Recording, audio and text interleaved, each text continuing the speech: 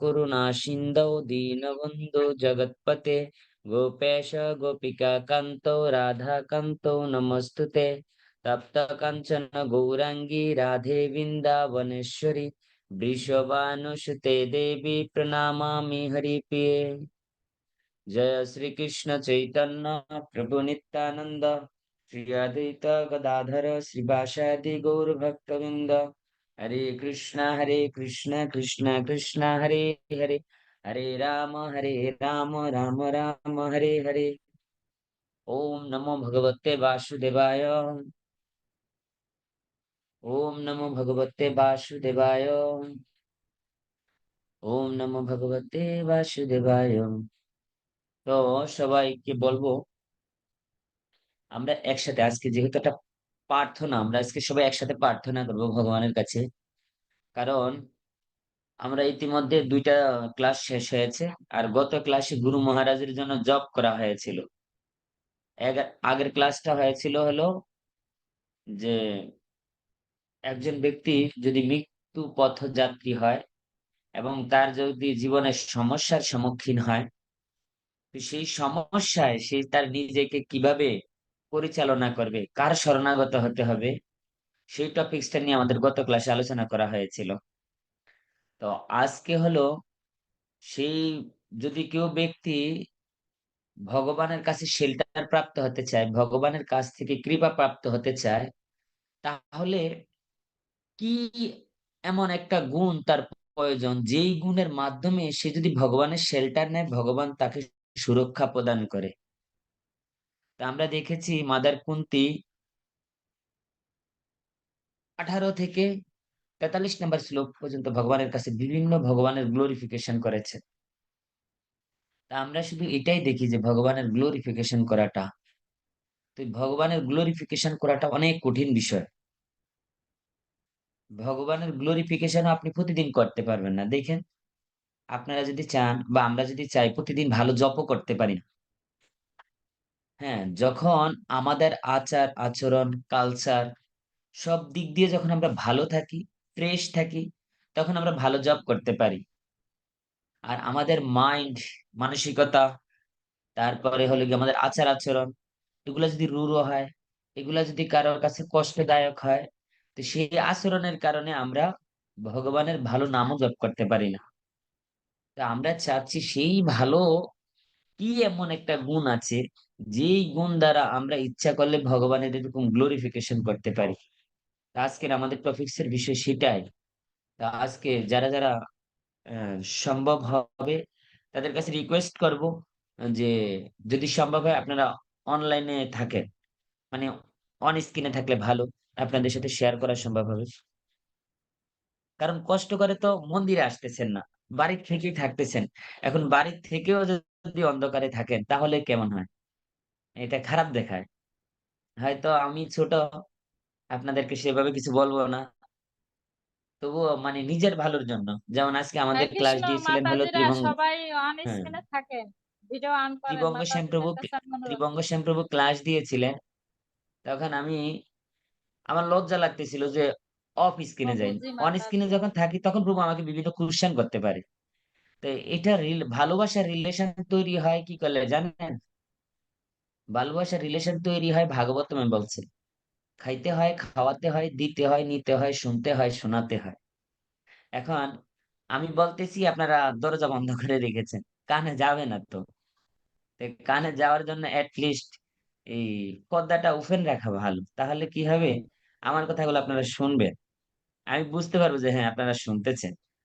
আর না হয়তো ভাববো যে কি যে হচ্ছে কৃষ্ণ জানে আর আপনারা জানেন।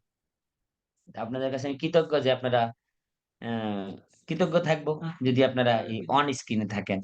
তা আমরা সবাই এখন এই ভগবানের কাছে যে মাতা কুন্তি দেবী যে প্রার্থনা গুলা করেছেন 42টা শ্লোকের, আমরা কিছু শ্লোক ভগবানের কাছে প্রার্থনার মোডে এই শ্লোকগুলা সবাই একসাথে উচ্চারণ করবো। কারণ আমরা সবাই নতুন নতুন শ্লোক আবিষ্কার করতেও পারবো না, নতুন নতুন হ্যাঁ, মন্ত্র আবিষ্কার করতে পারবো না।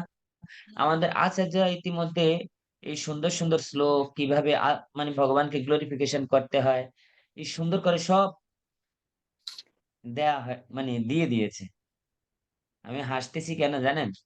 আমাদের এখানে এক ভক্ত কাঁঠাল ভাঙছেন। তো কাঁঠালের ফ্লেভার আমার নাকে আসতেছে প্রচুর।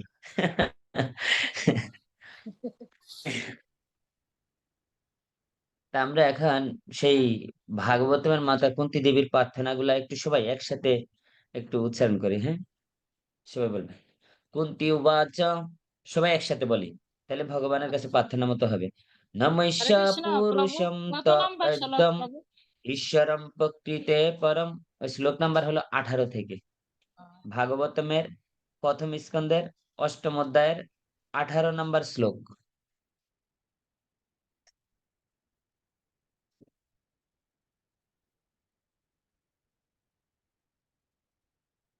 হ্যাঁ, আমরা ওপেন করেছি না? তাহলে এবার সবাই একসাথে বলি। নমস্য পুরুষম ত একদম ঈশ্বরম প্রকৃতে পরম অলক্ষ্যম সর্বভূতানাম অন্তর্বহির অবস্থিত মায়া জবনিকা আচ্ছন্ন অজ্ঞ অদক্ষজম অব্যয়ম ন লক্ষ্যসে মূরদৃশা নটনাট্য ধর যথা তথা পরমহংসানাম মুনিনাম অমলম আত্মন ভক্তিযোগবিদানর্থ অর্থম কথম পশ্যমি শ্রিয় কৃষ্ণায় বাসুদেবায় দেবকীনন্দনায় চ নন্দগোপকুমারায় গোবিন্দায় নমো নমঃ নমঃ পঙ্কজনাভায় নমঃ পঙ্কজমালিনে নমঃ পঙ্কজনেত্রায় নমঃ পঙ্কজাঙ্ঘ্রয়ে যথা ঋষিকেশ যথা ঋষিকেশ খলেন দেবকী কংসনুরুদ্ধাতি শিরম সুচর্পিতা বিমোচিতাহংস সহাত্মজ বিভো তয়ৈব নাথেন মুহুর্বিপদগণাৎ ভীষন্মাহাগ্নে পুরুষাদর্শনা দশৎসবায়া বনবাস কৃচ্ছত মৃদে মৃদেহ ন কমহাথ অস্তত্র দোনস্ত্র তস্ম হরহ বিরক্ষিতা বিপদ সন্ততা তত্র তত্র জগদ্গুরু ভবত দর্শনম যৎ ভবতম সদা পুনর্ভব দর্শনম জন্ম ঐশ্বর্য সুত শ্রীবীর এদমান মদহ পুমান নির্বাহতীয় বিধাতুম বৈ রাম কিঞ্চন গোচরম নমঃ কিঞ্চন বিত্তায় নিবৃত্ত গুণবৃত্তয়ে আত্মা রামায় শান্তায় কৈবল্যপতয়ে নমঃ মন্যতাম কালী মন্যতাম কালম ঈশানম অনাদি নিদনম বিভুম সমম চরন্তম সর্বত্র ভূতানাম যৎ মিথ কলি নবে নবেদ কশ্চিৎ ভগবান শ্রীকীর্ষিতম তব ইহ মানস্য নিনাম বিড়ম্বনম ন জৈষ্য কচ্চিদয়তস্তি কর্হচিৎ দেশ্য চ যস্মিন বিষমামতি নৃণাম জন্ম জন্ম কর্ম চ বিশ্বাত্মান অজস্য অকুর্ত আত্মন তির্যক নিরিষু সুজা দোষু তৎ অন্তন্ত বিড়ম্বনম গোপীয়াদদে ত্বয়ি কৃতা গোষী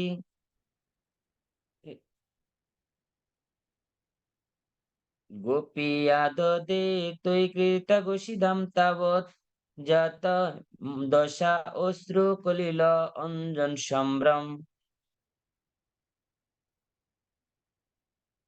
হুম, এটা তো ছিল না গোপীয়াদদে ত্বয়ি কৃতা গোষিধাম তাবৎ যাতে দশা অশ্রুবলিল অঞ্জন সম্ভ্রম অক্ষম ভৃত্যম নির্ণয় ভয়া ভাবনায় স্থিত শস্য সামাম বিময়তি বিয়পি যৎ বিবেত বিবেতি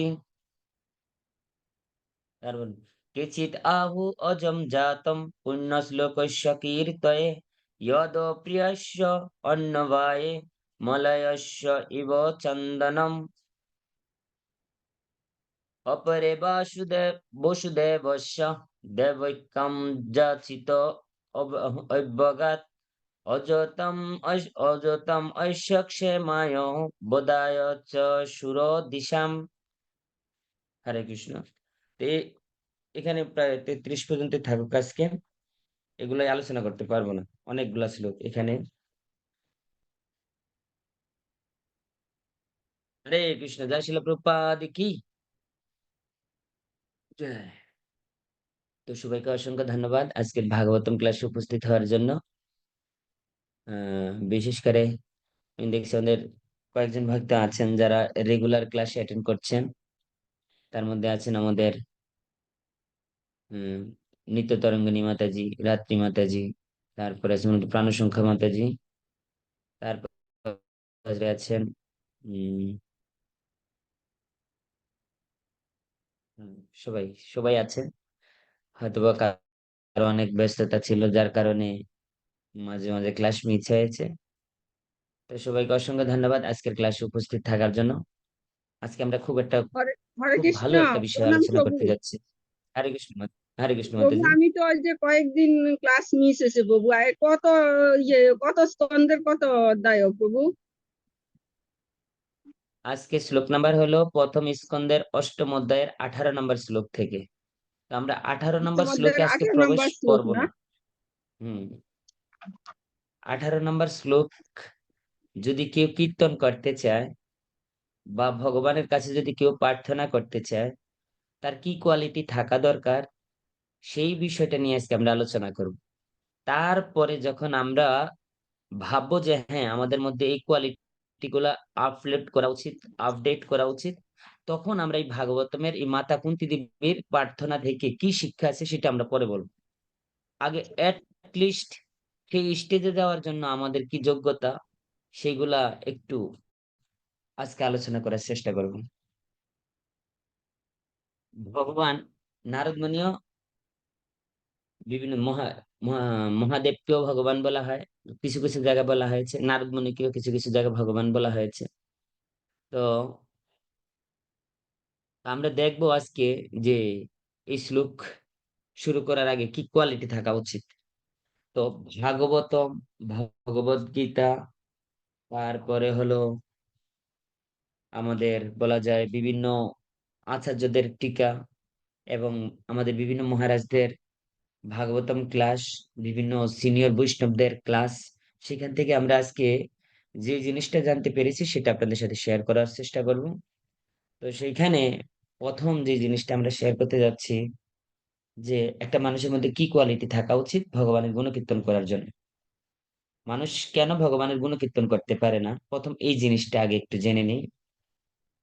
তো ভগবান হ্যাঁ, বলছে যে ভগবানের একজন গুণকীর্তন করতে পারে না, কারণ এক দুইটা কারণে, মানে দুইটা কারণ না, বলা হয়েছে চারটি বিষয়ের কারণে তার বিভিন্ন ধরনের খারাপ দিক ও নির্দেশনা সৃষ্টি হয়, ব্যাড হ্যাবিটের সৃষ্টি হয়। তো যখন কোনো ব্যক্তি ব্যাড হ্যাবিট বা খারাপ দিকে ধাবিত হয়, খারাপ গুণ নিজের মধ্যে আপলোড করে, তখন সে এই ভালো দিকে অগ্রসর হওয়াটা তার জীবনের জন্য খুব কঠিন হয়ে দাঁড়ায়। আর যখন ভালো গুণগুলার প্রতি সে প্রতিদিন অনীহা প্রকাশ করে, আর খারাপ গুণগুলাকে নিজের মধ্যে প্রতিদিন একটু একটু করে বৃদ্ধি করতে থাকে, তখন সে আর কোনোভাবেই ওই পথের দিকে অগ্রসর হতে পারে না। এখন যদি কোনো কারণে কেউ একটা খারাপ পথে চলেই গেছে, কিন্তু সেখান থেকেও এখন জেনেছে যে ভগবানের কৃপা লাভ করলেই একমাত্র এই ধরাধাম থেকে মুক্ত হওয়া যায়, ভগবানের কৃপা লাভ করা যায়, ভগবানের শেল্টার লাভ করা যায়, যেটা আমরা গত ক্লাসে দেখেছি পরীক্ষিত মহারাজ লাভ করেছেন, কৃষ্ণের কাছ থেকে সেই শেল্টার লাভ করেছেন। এখন সেই শেল্টার লাভ করার জন্য আমাদের আমাদের ব্যক্তি জীবনে এখন আমরা তো আর অর্জুনের মতো পরীক্ষিত মহারাজের মতো পজিশনে নেই যে আমরা মায়ের গর্ভে আছি, সেখান থেকে আমরা খুব কষ্টে আছি। আমরা আছি এখন জড় জগতে অন্যভাবে। আমি আপনাদেরকে ওদিনকে বিভিন্ন এক্সাম্পল দিয়েছিলাম যে শুধুমাত্র যে পরীক্ষিত মহারাজ যে বিপদে পড়েছিল তা না, বিপদে পড়েছিল পরীক্ষিত মহারাজ, বিপদে পড়েছিল অর্জুন, বিপদে পড়েছিল নারদ মুনি, বিপদে পড়েছিল ধ্রুব মহারাজ। বিভিন্ন ব্যক্তি বিপদে পড়েছে যার কারণে তারা ভগবানের শেল্টার নিয়েছে, ভগবান তাদেরকে রক্ষা করেছে। এখন তারা কি করেছে সেই ক্ষেত্রে আমরা তো এটা জেনেছি। কে কিভাবে ভগবানের শেল্টার নিয়েছে। তারপরে বলেছিলাম মাতা দ্রৌপদী, সেও বিপদে পড়েছে। তো একজন এক ভাবে বিপদে পড়েছে। এমন না মাতা দ্রৌপদীর বিপদ আর পরীক্ষিত মহারাজের বিপদ একই। পরীক্ষিত মহারাজ ছিলেন মায়ের গর্ভে বিপদে, আর দ্রৌপদী ছিলেন কুরু কুরু বংশের রাজ্যসভায় তার বস্ত্র হরণের বিপদে। দুইজনের বিপদ কিন্তু আলাদা। তো ঠিক আমাদের বিপদও হলো ঠিক অন্যরকম, আলাদা। যেমন আমরা আছি সংসারে, কেউ সংসারে ভালো ভক্তি করতে চায়, খারাপ বিষয়ে বেশি এডিক্টেড হয়ে যায়, এই ধরনের বিপদ হয় কারো। আবার কেউ আছে ভালো ভক্তি করতে চায়, কিন্তু হাজবেন্ড ভালো ভক্তি করতে চায় না, তো সে আছে সেই ধরনের বিপদে। তা আবার কারো আছে মা বাবা ভক্তি করতে চায় না, তাদের সন্তান ভক্তি করতে চায়, তো সে আছে এক এক ব্যক্তি এক এক ধরনের বিপদে আছে। তো সেই বিপদ থেকে আমরা কিভাবে মুক্ত হতে পারি, কিভাবে ভগবানের শরণাগত করতে পারি, সেই বিষয়গুলো আমাদের গত ক্লাসে বলা হয়েছে। এখন কথা হলো সেই যদি একটা ব্যক্তি ভগবানের এই কৃপার পাত্র হতে চায়, করুণার পাত্র হতে চায়, তাহলে তার কি গুণ থাকা দরকার সেটা বলেছে। সেটাই আজকে আমরা আলোচনা করব। তো বলা হয়েছে যদি কোনো ব্যক্তি ভগবানের কৃপার প্রাপ্ত হতে চায়, ভগবানের কৃপা যদি কেউ লাভ করতে চায়, তাহলে তাকে যে জিনিসটা প্রথম করতে হবে, তার একটা গুণ অবশ্যই থাকতে হবে, যেটা ভগবত গীতায় বলা হয়েছে, ভাগবতমেও বলা হয়েছে, তারপরে হলো ভাগবতমের বিভিন্ন জায়গায় বলা হয়েছে। তো আমি আজকে উল্লেখ করব কি কি বলা হয়েছে। তো বলছে যে যদি কেউ সেই গুণ অর্জন করতে চায়, ভগবানের গ্লোরিফিকেশন করতে চায়, তার দুইটা গুণ থাকা দরকার। এক,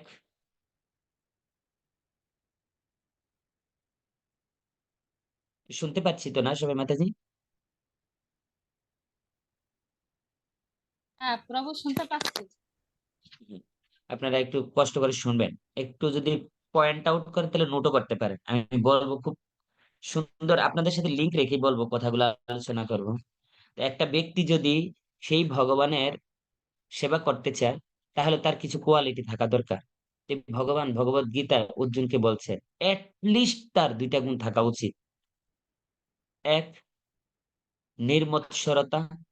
দুই হলো ফলস ইগো। তো নির্মৎসরতার কথা বলা হয়েছে ভগবত গীতার নবম অধ্যায়ের প্রথম শ্লোকে। তো সেখানে অর্জুন বলছেন ভগবানকে যে তুমি আমার কাছ থেকে আমি তোমাকে এখন গুহ্যতম জ্ঞানের কথা বলবো। ভগবান বলছেন আমি তোমাকে বলবো। অর্জুন বলছেন হ্যাঁ, আমি তোমার কাছ থেকে শুনতে চাই। এখন অর্জুনের কি এমন কোয়ালিটি দেখে ভগবান বলছেন তোমাকে এখন আমি আমার সব বিষয় বলতে চাই। তো অর্জুনকে বলছেন ভগবান যে তুমি যদি এই দুঃখময় সংসার থেকে মুক্ত হতে চাও, এই দুঃখময় সংসার থেকে মুক্ত হয়ে যদি তুমি আল্টিমেট গোল অ্যাচিভ করতে চাও, তাহলে তোমাকে যে গুণটা তোমার অর্জন করতে হবে সেটা হলো নির্মৎসরতা। তো অর্জুন বলছেন হে অর্জুন, ভগবান বলছেন অর্জুনকে হে অর্জুন তুমি নির্মৎসর, তাই আমি তোমাকে এখন এই জ্ঞান উপদেশ দান করব। যে জ্ঞান রূপ বিজ্ঞান তুমি নিজের জীবনে প্রয়োগ করে এই সংসার রূপ দুঃখ থেকে মুক্ত হয়ে তুমি পরম শান্তি লাভ করবে। ভগবান অর্জুনকে এই জ্ঞান দিয়েছেন। তো এটা আপনাদের সাথে ইতিমধ্যে আগেও আলোচনা করেছি। ব্রহ্মা যখন এই জগৎ সৃষ্টি করেছে, মানে ব্রহ্মা যখন প্রথম সৃষ্টি হয়েছে, তখন ভগবানের কাছে বলেছিলেন হে ভগবান, আমার কাজ কি, what is my first duty. ভগবান বলছেন তুমি একটা আহ জগৎ তৈরি করো, যেটা শুধুমাত্র দুঃখ দিয়েই তৈরি হবে। তো এখন সেই দুঃখময় সংসারে ভগবান আসছেন। ভগবান আইসা অর্জুনকে বলতেছেন হে অর্জুন, আমি ব্রহ্মাকে বলছিলাম জগৎটা তৈরি করতে দুঃখ দিয়ে, তাই এখন এই দুঃখ দিয়ে তৈরি করছে। আর তুমি এখন সেই দুঃখময় সংসারে আছো, এখন তুমি যদি সেখান থেকে মুক্তি লাভ করতে চাও, তাহলে তোমার একটা কোয়ালিটি লাগবে, সেটা হলো তুমি মৎসরতা হতে পারবা না। দুঃখে থাকবা, অন্যের দ্বারা পীড়িত হবা, অন্যের দ্বারা কষ্ট পাবা, সবকিছুই তুমি পাইবা, কিন্তু তারপরেও তুমি তাদের প্রতি মৎসরতা প্রকাশ করতে পারবা না। আর সেই কোয়ালিটি তোমার মধ্যে আছে বলেই আমি তোমাকে এখন ভগবত গীতার জ্ঞান দান করব। তো সেই ভগবান যে শুধুমাত্র অর্জুনকে বলেছেন। এখন এটার একটা প্র্যাকটিক্যাল ক্লাস দরকার। তো ভগবান বলছেন যে, "অর্জুন তোমাকে তো আমি বললাম।" এখন নারদ মুনি বলতেছে, "হ্যাঁ, ভগবান যে অর্জুনকে যে কথাটা বলেছিল এই কথাটা সত্য।" যে যখন ভগবানের সাথে কেউ ফেস টু ফেস কথা বলতে চায়, দেখতে চায় বা ভগবানের শরণ গ্রহণ করতে চায়, তাহলে তার মধ্যে ১ম গুণই হলো নির্মৎসর হতে হবে। তাইলে ভগবান ফেস টু ফেস কথা বলে। তা আমরা কিভাবে ফেস টু ফেস কথা বলতে চাই? আমরা কেউ ২ মালা জপ করি, কেউ ৪ মালা জপ করি, কেউ একটু গ্রন্থ অধ্যয়ন করি। আবার কেউ বলে কি, "আমি তো ভক্ত হয়ে গেছি। আমি তো ভগবানকে প্রতিদিন ভোগ দিয়ে খাওয়াই। তাহলেও ভগবান কেন আমার সাথে ফেস টু ফেস কথা বলতে আসে না?" রাত্রি মাতাজি বলেন। প্রভু, অপরাধ ক্ষমা করবেন। আসলে মানে প্রবচনের মাঝখানে কথা বললাম। প্রভু, আসলে নির্মৎসরতার মেইন ফিলোসফিটা কি তাহলে? আচ্ছা, আমি বলতেছি। হ্যান্ড ওভার, হ্যান্ড ডাউন করেন। হুম।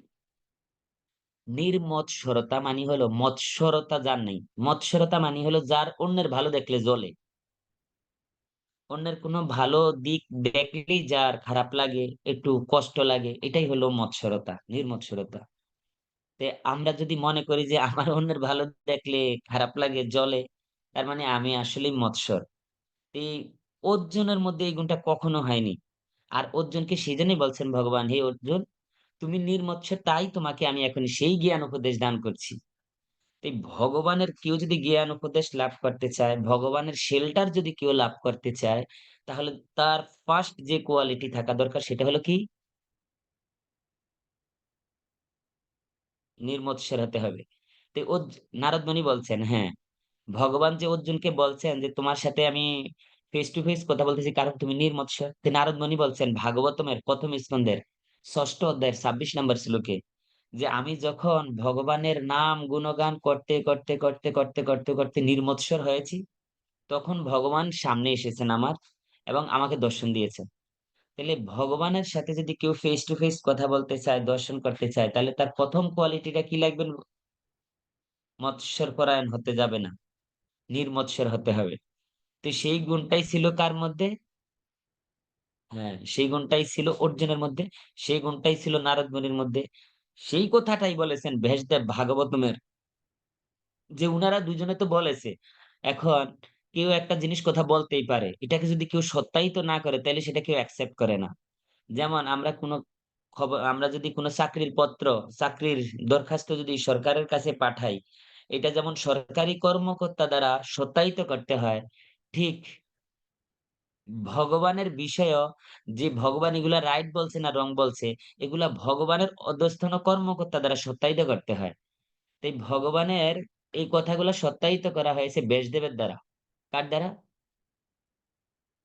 ব্যাসদেবের দ্বারা। তো ব্যাসদেব ভাগবতমের ১ম স্কন্ধের ১ম অধ্যায়ের ২য় শ্লোকে বলেছেন যে, নারদ মুনি এবং অর্জুনকে ভগবান বলেছেন আর নারদ মুনি তার প্র্যাকটিক্যাল জীবনে এপ্লাই করে বলেছেন যে হ্যাঁ, নির্মৎসর হয়েছেন বলে ভগবান তাকে দর্শন দিয়েছেন। তো ব্যাসদেব বলছেন, "হ্যাঁ, আমি এটা সিল সাপ্পত দিছি। আমি এটাকে সত্যায়িত করলাম।" কি বলছেন উনি? উনি বলছেন, "ধর্ম প্রজ্জিত কৈতবত্র পরম নির্মৎসরণাম সতাম।" যদি কেউ ভগবানের মানে ছল ধর্ম ত্যাগ করে, আজে-বাজে চিন্তাধারার ধর্ম ত্যাগ করে, যদি কেউ সাধু ব্যক্তির শরণাগত হয়ে নির্মৎসর হওয়ার চেষ্টা করে, তাহলে সে অবশ্যই ভগবানকে জানবে। এই কথাটা ভাগবতমের ১ম স্কন্ধের ১ম অধ্যায়ের ২য় শ্লোকে বলা হয়েছে। যে ধর্ম পজ্জিত কৈতবত্র পরম নির্মৎসরণাম সতাম। তো সেই শতাম ব্যক্তি যদি কেউ হয়, কিভাবে শতাম হবে? যখন নির্মৎসর হবে তখন সে সাধু। আর যদি কেউ মৎসরতা থাকে তার মানে সে সাধু না। আর সাধু যদি কেউ না হয় তাহলে সে ভগবানের গ্লোরিফিকেশন করতে পারে না। তাই এখানে আমরা দেখি মাদার কুন্তী ভগবানের গ্লোরিফিকেশন করেছেন। তার মানে উনি কি সাধু না অসাধু? সাধু। তার মানে উনি যদি সাধু হন তার মানে ইতিমধ্যে উনি মৎসর পরায়ণ থেকে মুক্ত। মৎসরতা তার মধ্যে নেই। তার জ্বলন্ত প্রমাণ কিভাবে বুঝতে পেরেছেন? যে যুদ্ধ লেগেছে লেগুক ২ পক্ষের মধ্যে, ২ ভাইয়ের মধ্যে লেগেছে। ২ বোন কিন্তু এক জায়গাতেই আছে। গান্ধারী আর কুন্তী। উনি কিন্তু একটুও মৎসরতা প্রকাশ করেনি। কিন্তু গান্ধারী প্রকাশ করেছে। যার কারণে ভগবান আসলে ভগবান যে কৃপা শক্তি, ভগবানের 16টা শক্তি, তার মধ্যে 16টা শক্তির মধ্যে একটা হলো কৃপা শক্তি। এই 16টা শক্তি, 15টা শক্তি ঝগড়া করে, তারপরে যদি কেউ 16 নাম্বারের শক্তিটা, কৃপা শক্তিটা কেউ লাভ করতে পারে, তাহলে বাকি শক্তিগুলাকে এই কৃপা শক্তি হ্যান্ডেল করতে পারে। এই ভগবানের এই কৃপা শক্তিটাই সবাই লাভ করার চেষ্টা করা উচিত। যেটা আমরা দেখি বিভিন্নভাবে বিভিন্ন ভক্তরা ভগবানের কৃপা শক্তি লাভ করেছেন। ধ্রুব মহারাজ লাভ করেছেন, অর্জুন লাভ করেছেন, নারদ মুনি লাভ করেছেন, তারপরে দ্রৌপদী মাতা লাভ করেছেন, মাদার উত্তরা লাভ করেছেন ভগবানের কৃপা শক্তি। যার কারণে ভগবানের অন্য শক্তিগুলা যদি ঝামেলাও করে, তাও কৃপা শক্তি ওদেরকে হ্যান্ডেল করার জন্য সামর্থ্য রাখে। তো সেই ভগবানকে যদি আমরা করতে চাই, এখন আমরা নির্মৎসর হতে চাচ্ছি, তুই বলছিস যে নির্মৎসর হওয়ার আগে আরেকটা কোয়ালিটি অ্যাচিভ করে আসতে হয়। সেটা হলো, যদি কেউ নির্মৎসর হতে হয়, তাহলে তার মধ্যে একটা গুণ থাকতে হয়, সেটা হলো ফলস ইগো থেকে রাইট ইগো থাকা উচিত। রাইট ইগোটা কি? ফলস ইগো মানে হলো মিথ্যা অহংকার। তো মিথ্যা অহংকার থেকে একজন ব্যক্তি তখনই মুক্ত হতে পারে, যখন ই জি ইগো মানে হলো ইজিও, ই মানে হলো ই মানে হলো এঙ্গেজ অলওয়েজ মেনিয়াল সার্ভিস। যদি কেউ তার নিজের মানে এই যে মিথ্যা অহংকার আছে, এটা থেকে যদি কেউ মুক্ত হতে চায়, তো বলছেন ভক্তি প্রচার পরিব্রাজক স্বামী মহারাজ, আগের শঙ্কর্ষণ নিতাই প্রভু, উনি একটা ক্লাসে বলেছেন, যদি কেউ ইগো থেকে মুক্ত হতে চায়, তাহলে তার প্রথম কর্তব্য হচ্ছে ই মানে হলো সবসময় চেষ্টা করা engage yourself to menial service, সবসময় নিজেকে ছোট ছোট ক্ষুদ্র ক্ষুদ্র সেবায় যুক্ত রাখা। এরকম না মন্দিরে গিয়ে বড় সেবাটা, ভগবান আজকে ফাটটা আমি দিব, মন্দিরের ভগবানের রান্নাটা আমি করব, ভাগবতম ক্লাসটা আমি দিব, কীর্তনটা আমি করব, এটা না। ভগবানের মন্দিরে অনেক ছোট ছোট সেবা থাকে, পাত্র মাজা থাকে, টয়লেট ক্লিন থাকে, তারপরে পরিষ্কার করা থাকে। এখানে ছোট সেবা বলতে বোঝায় কি জানেন? ছোট সেবা বলতে বোঝায় আপনি যেই সেবাটায় দক্ষ না, সেই সেবাটাই আপনি গ্রহণ করেন, সেটাই হলো গিয়ে ছোট সেবা। আমরা ভাবি আমি যেটা ভালো পারি আমি সেটা করব, সেটাতে আপনার ইগো দূর হবে না। আপনি যেটা পারেন না সেই সেবাটায় যদি যুক্ত হন, সেটাই হলো আপনার ছোট সেবায় নিজেকে যুক্ত করা। তা আমরা সবসময় চেষ্টা করব যেন এই কাজটা করা যায়। তারপরের পয়েন্ট হলো জি মানে হলো গিভ রেসপেক্ট টু আদার্স। জি মানে হলো গিভ রেসপেক্ট টু আদার্স। কেউ যদি তার ইগো দূর করতে চায়, ইগোর মধ্যে 3টা ওয়ার্ড, ই ই মানে হলো নিজেকে ছোট সেবায় যুক্ত করতে হবে। 2, জি মানে হলো অন্যকে রেসপেক্ট করতে হবে। Give give respect to others, অন্যকে রেসপেক্ট করতে হবে। রেসপেক্ট করাটা খুব কঠিন বিষয়। যখন দেখবেন যে আপনার চেয়ে অধিক গুণ সম্পন্ন বা অথবা আপনার চেয়ে কম গুণ সম্পন্ন, রেসপেক্ট করাটা খুব ক্রিটিক্যাল। তো এই শিক্ষাটা আমাদেরকে দেয় হনুমান। হনুমানের পাওয়ারের সমান কারো পাওয়ার ছিল না হনুমান জাতির মধ্যে। তারপরেও সারাটা জীবন সুগ্রীবের সেবা করে গেছে। তো এই এই যে রেসপেক্ট করছেন, অনেক সময় সুগ্রীবের আপ হয়েছে, অনেক সময় সুগ্রীবের ডাউন হয়েছে, কিন্তু কখনো সুগ্রীবকে উনি রেসপেক্ট করতে ভুলে নাই। সুগ্রীবকে যেখানে যেভাবে রেসপেক্ট করা উচিত ছিল সেখানেই করেছেন। আরেকটা জিনিস করেছেন, থার্ড পয়েন্ট, করলাম, জি করলাম, আরেকটা বাকি আছে ও মানে হলো অফার ক্রেডিট টু আদার্স, অন্যকে ক্রেডিট দেওয়া। আমরা সবসময় সেবা করতে যাই, তো সেবা করার পরে যখন আমার সেবাটা অনেক সুন্দর হয়, তা আমার সাথে যদি আরো 2-4 জন যুক্ত থাকে, যেমন একটা কোনো মন্দিরে প্রেসিডেন্ট আছে ধরেন, তো এই প্রেসিডেন্টকে এসে বাহিরের একজন মহারাজ আসলো, এসে বলল, তপময় তোমাদের মন্দিরের সেবাটা অনেক সুন্দর হচ্ছে, অনেক সুন্দর হচ্ছে, অনেক সুন্দর হচ্ছে। আমিও ভুলে গেলাম যে মহারাজ আমার প্রতি খুশি হয়েছে। আসলে মন্দিরের সৌন্দর্য শুধুমাত্র তপময়ের উপরে নির্ভর করে না, মন্দিরের সৌন্দর্যতা নির্ভর করে মন্দিরের প্রত্যেকটা ভক্তের মানে একটু একটু করে সেবার উপর।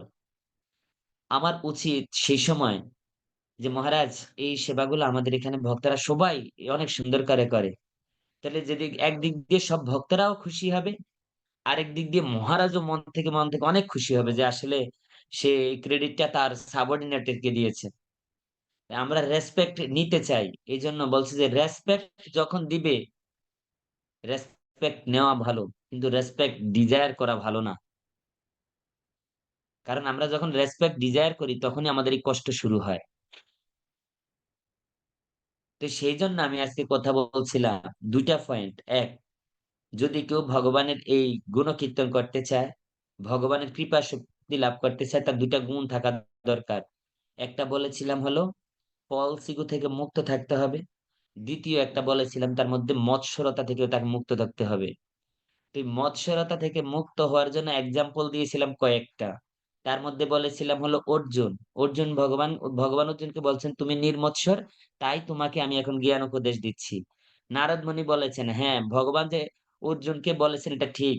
আমিও যখন ভগবানের কথা করতে জব করতে ভগবানের কথা কীর্তন করতে করতে করতে করতে যখন আমি নির্মৎসর হয়েছি, তখন ভগবান এসে আমাকে দর্শন দিয়েছেন। তো ভগবান এই দুজনের কথা শুনে ব্যাসদেব বলতেছেন যে হ্যাঁ, ওনারা দুজন যে কথাগুলা বলছে এগুলা ঠিক। ওই দুইজনের নির্মৎসর হয়েছে একটাই কারণে, যে যখন কেউ অন্য ধর্ম ছল ধর্ম আজে বাজে ধর্ম ত্যাগ করে, ওর জন্য অনেক ধর্ম বুঝাইছেন ভগবানকে, যে তুমি একবার বলছো কর্মযোগ করতে, একবার বলছো ধ্যান যোগ করতে, একবার বলছো এই যুগ করতে সেই যুগ করতে। তো ভগবান কিন্তু তাকে কোনো জ্ঞান দান করেনি। তো যখন ভগবান বলছে, অর্জুন বলছেন দ্বিতীয় অধ্যায়ের ভগবত গীতার দ্বিতীয় অধ্যায় 7 নম্বর শ্লোকে বলছেন আমি এখন টোটালি তোমার শরণাপন্ন। তারপরেই কিন্তু ভগবান তাকে বলছেন হ্যাঁ তুমি এখন নির্মৎসর হয়েছে। কারণ তাহলে বোঝা যাচ্ছে ভগবানের চরণে যদি কেউ শেল্টার নেয় তখনই সে নির্মৎসর হয়। তাহলে ভগবানের চরণে শেল্টার নেওয়ার আগ পর্যন্ত কি নির্মৎসর হওয়ার সম্ভাবনা নেই। তো সেই নির্মৎসর হয়েছে ব্যাসদেব বলছেন হ্যাঁ, ওনারা দুজন যে বলেছেন এটা রাইট, ওনারা দুইজনে নির্মৎসর হয়েছেন। আর নির্মৎসর হলে তোমরা সাধু ব্যক্তি হয়েছে, তাই ভগবান তাদেরকে দর্শন দিয়েছে। তো এখন সেই নির্মৎসর হতে হলে একটা ব্যক্তিকে তিনটি বিষয়ে খুব লক্ষ্য রাখতে হয়। নির্মৎসর হওয়ার জন্য, হাম্বল হওয়ার জন্য তিনটা বিষয় লক্ষ্য রাখতে হয়। তার মধ্যে প্রথম পয়েন্টটা হলো তার চেতনার বিকাশ ঘটাতে হয়। কি করতে হয়? চেতনার বিকাশ। তো এই চেতনার বিকাশের মধ্যে বলা হয়েছে যদি কেউ তার জীবনের নিজের চেতনার বিকাশ ঘটাতে চায়, তাহলে তাকে তিনটা পয়েন্টের উপরে খুব গুরুত্ব দিতে হয়। এক, তিনটা আর বলছে যদি কেউ তার চেতনার বিকাশ ঘটাতে চায় তার তিনটা আর এর প্রতি লক্ষ্য রাখতে হয়। প্রথম আর রি থিঙ্কিং, সেকেন্ড আর রি অ্যারেঞ্জ, থার্ড আর রিভিল্ড। ভগবানের বিষয় তার মধ্যে তখনই রিভিল্ড হবে যখন তার চেতনার বিকাশ হবে। কিন্তু এখন কথা হলো চেতনার বিকাশ ঘটানোর জন্য তাকে কি করতে হবে? তাই বলছে যে চেতনার বিকাশ ঘটানোর জন্য তাকে প্রথম যে কাজটা করতে হবে সেটা হলো তাকে তার থিঙ্কিংটা একটু করতে হবে, রিথিঙ্কিং করতে হবে। তার আগে যে থিঙ্কিংটা আছে, আমার একটা থিঙ্কিং এখন থাকতেই পারে। যেমন আমার এখন কি থিঙ্কিং আছে, যে আমার এখন থিঙ্কিং আছে যে আজকে আমাকে একজন এসে বলতেছে আপনার গুরু মহারাজের তো অসুস্থ, তা আপনি আহ, একটু মহাদেবের এই কি মন্ত্র জানি, মহাদেবের কি মন্ত্র আছে, ভুলে গেছি। কি মন্ত্র, আমি কি মন্ত্র, উম, ভুলে গেলাম কেন। বলেছিলেন যে মহারাজের এই মন্ত্রটা যদি মনে আসতেছে না, যাক হরে ভুলে কৃষ্ণ গেছি তো প্রভু। গেছি।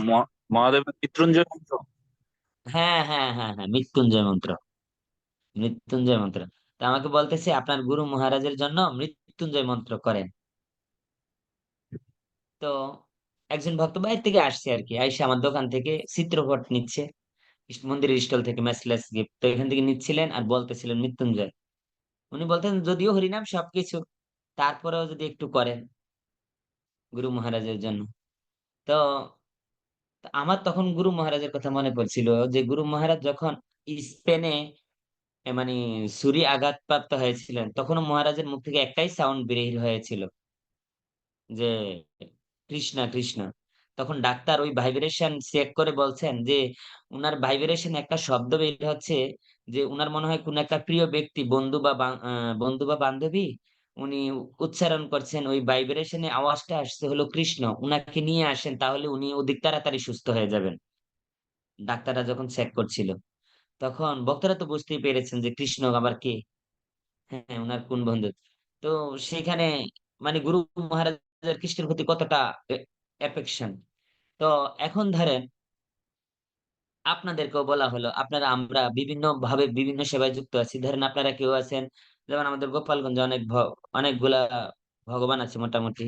তার মধ্যে ওনারা ভগবান বলে আর কি, যেমন গণেশ বাবাকে ভগবান বলে, রাই রসরাজকে ভগবান বলে, এখানে হরিচাঁদ ঠাকুরকেও ভগবান বলে। তো বিভিন্ন ধরনের ভগবানের প্রতি ধরেন আপনাদের বিশ্বাস আছে। তো এখন এটাও জানলেন যে ভগবত গীতায় বলছে হলো জানতি দেব ভ্রতা দেবান পিতৃন জানতি প্রীতিব্রতা ভূতানি জানতি ভূতেজা জানতি মজ্জাজিন অপিমা। তো সেখানে বলা হয়েছে দেবতাদের উপাসনা করলে দেবলোকে যায়, ভূত প্রেতের উপাসনা করলে ভূতলোকে যায়। তারপরে বলা হয়েছে পিতৃদেবের উপাসনা করলে পিতৃলোকে যায়।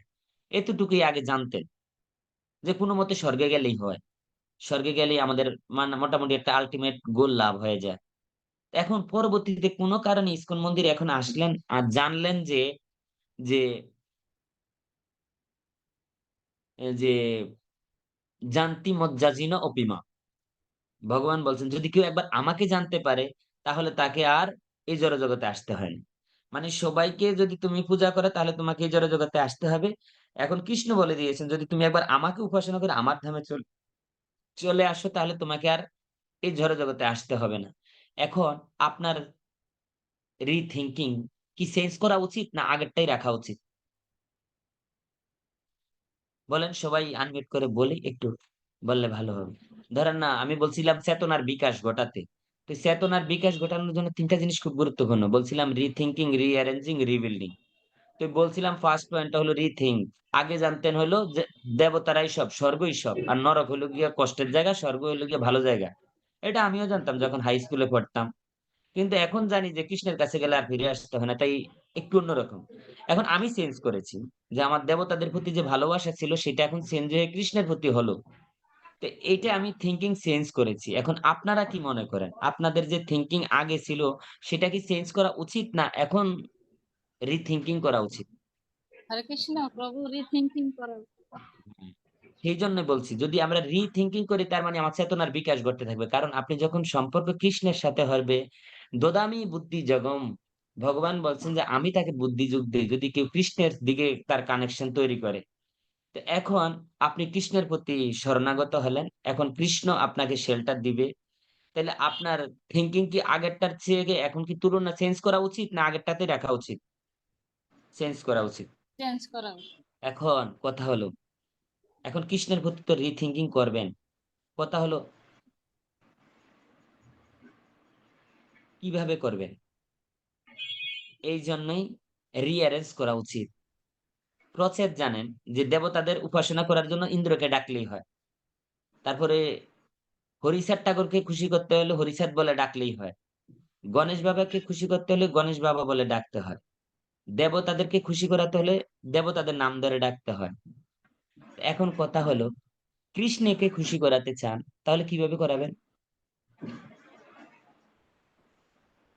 হ্যাঁ একটু বলি, কৃষ্ণকে খুশি করাতে চাচ্ছি তাহলে কিভাবে করাবো? কার নাম ডাকবো? কৃষ্ণকেই হরিনাম জপে। কৃষ্ণকেই ডাকবো কৃষ্ণকেই কৃষ্ণকে ডাকবো। এখন কৃষ্ণকে ডাকার জন্য প্রসেস কি নাম কলিযুগের জন্য? হরে হরে কৃষ্ণ কৃষ্ণ মহামন্ত্র। মহামন্ত্র তাহলে আপনার কাছে আছে কতগুলা ফর্মুলা দেখেন। এক আছে গণেশ বাবার নাম, এক আছে হরিচাঁদ ঠাকুরের নাম, এক আছে মা কালীর নাম, ইন্দ্রের নাম, তারপরে আছে কৃষ্ণের হরি নাম, এরপরে আছে ভাগবত অধ্যায়। এখন এতগুলা আছে আপনার কাছে, এখন আপনি কোনটা অ্যাকসেপ্ট করবেন? দেখি ভাগবতম আপনাদের। হ্যাঁ, কোনটা কোনটা? বলছেন, আমি তো ভাগবতমের কথা বলছি। হ্যাঁ, ভাগবতম। আর আর কে কি? রাত্রি মাতাজি কি? প্রভু হরিনাম জপ। হরিনাম। আর কেউ আছে কি? নিত্য তরঙ্গিনী মাতাজি, আপনি কাকে? হরিনাম জপ। গুড। যে আপনার কাছে অনেকগুলা আছে, তার মধ্যে আপনারা দুইটা সিলেক্ট করছেন, কি কি আমি দেখলাম। আপনারা সবাই বললেন মোটামুটি ভাগবতম আর হলো হরিনাম। হরিনাম। জপ। রাইট। এই রিঅ্যারেঞ্জ করা উচিত। আপনার কাছে অনেকগুলো আছে, রিঅ্যারেঞ্জ করে এই দুইটা নেওয়া উচিত, ভাগবতম আর হরিনাম। এই দুইটা শেল্টার যখন হবে, তখন আপনার মধ্যে এটা রিবিল্ড হবে। তখনই আপনি যখন রিবিল্ড হতে থাকবে, তখন আপনাকে বলতে হবে না যে আপনি কোন পর্যায়ে আছেন। কারণ আপনি ভগবানের কৃপায় ইতিমধ্যে আপনার মধ্যে এস্টাবলিশড হতে থাকবে, আপগ্রেডিং হতে থাকবে। তখন এগুলা, আর যখন বেলুন বেলুন চিনি, কে কে বেলুন চিনি? তো সবাই না বেলুন। এই বার্থডে বার্থডে অনুষ্ঠানে হ্যাঁ বেলুন হ্যাঁ দেখেছেন না চিনি। সবাই? হ্যাঁ চিনি। হ্যাঁ। তো বেলুন যখন বাজার থেকে কিনে আনা হয়, তখন বেলুনটা কি সবাই দেখে? না, প্রভু ফুলানো হয় তারপর। প্যাকেট করে নিয়ে আসে, ঘরের মধ্যে রেখে দেয়, এটা কেউ দেখে না। কিন্তু বেলুনের মধ্যে যখন কেউ হাওয়া দিতে থাকে, হাওয়া দিতে থাকে, হাওয়া দিতে থাকে, হাওয়া দিতে থাকে, তখন কি আর এটা বক্সের মধ্যে রাখা যাবে? না। তখন কি এটাকে আর আপনার পকেটের মধ্যে রাখতে পারবেন? না প্রভু। দেখছেন, যখন বেলুনের মধ্যে হাওয়া দিয়েছেন, তখন আর বেলুনকে দেখানোর জন্য কাউকে বলতে হয় না। না। হাওয়ার কারণে মানুষ বেলুনকে দেখে চিনে ফেলে। ঠিক আমাদের মধ্যে, আমাদের ভিতরে যখন হরিনাম আর ভাগবতম নামের হাওয়া ঢুকাতে থাকবো, ঢুকাতে থাকবো, ঢুকাতে থাকবো, তখন আর অন্যের কাছে মার্কেটিং করতে হবে না যে সে ভালো ভক্ত না খারাপ ভক্ত।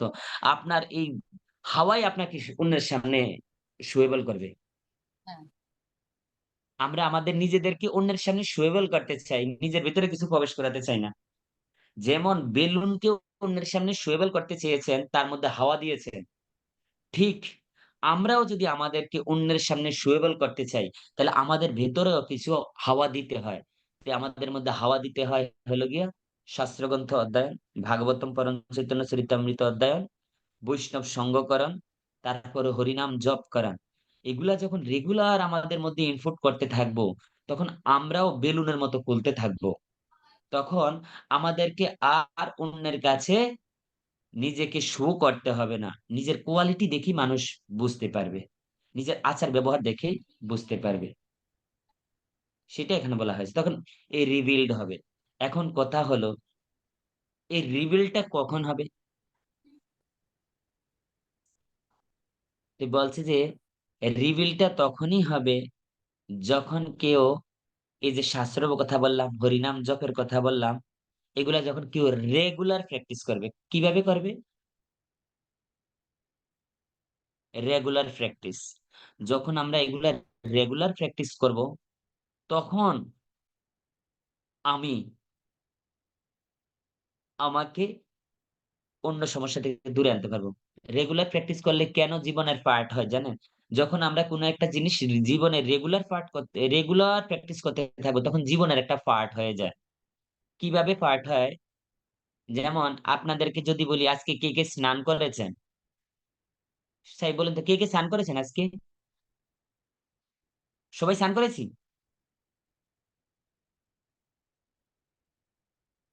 সবাই স্নান করেছেন, কিছু বলছেন না যে? আপনারা হাসতেছেন যে?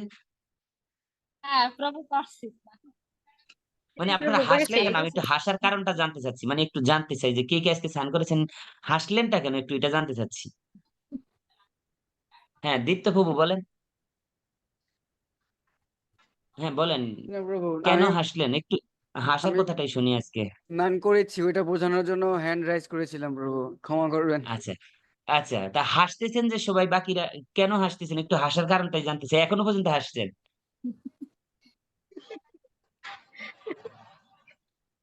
হ্যাঁ, আপনারা এটা বোঝাতে চাচ্ছেন যে স্নান না করে কি মানুষ থাকতে পারে না? এইটা ফিলিংস করা মানে এটা প্রকাশ করার জন্য মানে এই আপনার হাসি দিয়েই বুঝে দিচ্ছে যে মানে এর কি প্রভু এটা কি কথা বলে স্নান ছাড়া থাকা যায় কিনা? ঠিক। যদি আজকে বলি কে কে ভাগবতম পড়েছেন? বলেন কে কে ভাগবতম পড়েছেন আজকে? না পড়ি নাই, পড়বো এখন, এই যে পড়তেছি। দেখেন এখন সবার মুখগুলো একটু কালো হয়ে গেছে, ঠিক না? দেখবেন যেটা জীবনের পার্ট সেটা যখন বলি এটা আপনি কি আজকে করছেন তখন হাসি পায়। যেটা জীবনের পার্ট না সেটা যখন আপনাকে বলবো তখন আপনার কষ্ট লাগে।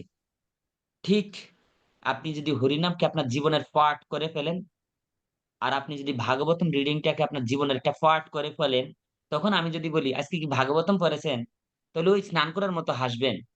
স্নান করছেন বলছি আর যেমন হেসে ফেলেছেন, ঠিক এই ভাগবতম অধ্যয়নের কথা বললো তখন হাসবেন। এই ভাগবতম অধ্যয়ন ছাড়া কি থাকা যায়? তখন এটাই মনে করে হাসবেন। হরিনাম ছাড়া কি মানুষ এটা বাঁচা সম্ভব? এই জিনিসটা তখনই ফিলিংস হয় যখন সেটা জীবনের একটা পার্ট হয়। তো সেটা বলছে যে জীবনের পার্ট হবে তখনই একটা ব্যক্তির জীবনে, সেই জিনিসটা জীবনের একটা পার্ট হবে তখনই এই হরিনাম ভাগবতম অধ্যয়ন এটা জীবনের পার্ট হবে তখনই যখন সে ব্যক্তি দ্বিতীয় পয়েন্টটা নেয়। প্রথম পয়েন্ট বলেছিলাম হলো চেতনার বিকাশ ঘটাতে হবে। দ্বিতীয় পয়েন্ট হলো রেসপন্সিবিলিটি নিতে হবে।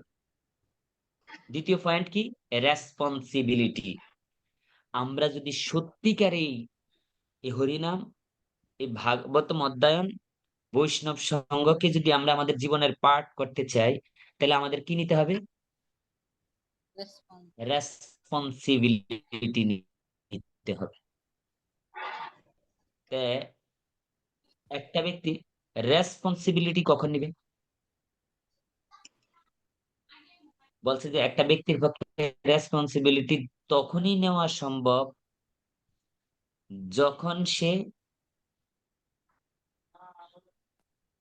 হরে কৃষ্ণ, সবাই শুনতে পাচ্ছি? হ্যাঁ প্রভু শোনা যাচ্ছে। প্রভু শোনা যাচ্ছে।